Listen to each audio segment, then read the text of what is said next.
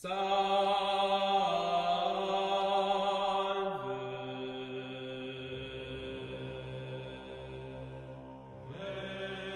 Eucharistic miracle of Caravaca de la Cruz in Spain in the year 1231. During a Mass in Caravaca de la Cruz, Jesus appeared inside a host together with a crucifix. Thanks to this apparition, the Muslim king of Murcia and his family were converted to Catholicism. The most authoritative document describing the miracle is the contemporary testimony of Franciscan Father Giles of Zamora, the historian of King Saint Ferdinand.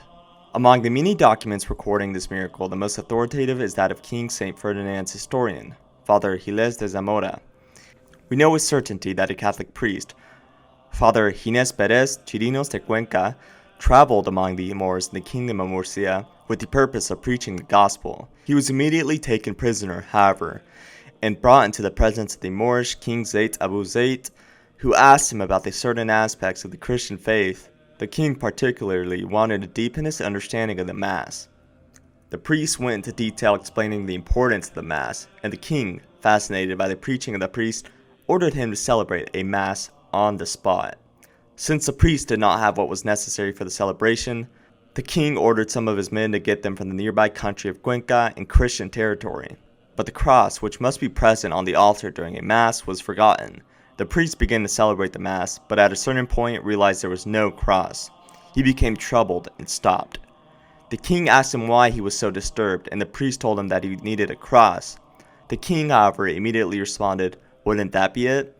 In fact, at that moment, two angels were placing a cross upon the altar. The priest was deeply moved and gave thanks to the Lord. He then continued the celebration with joy. The miracle continued. At the consecration, in place of the host, the Muslim king saw a beautiful baby who gazed on him endearingly. After having witnessed this miraculous event, the king and his family converted to Christianity and were baptized.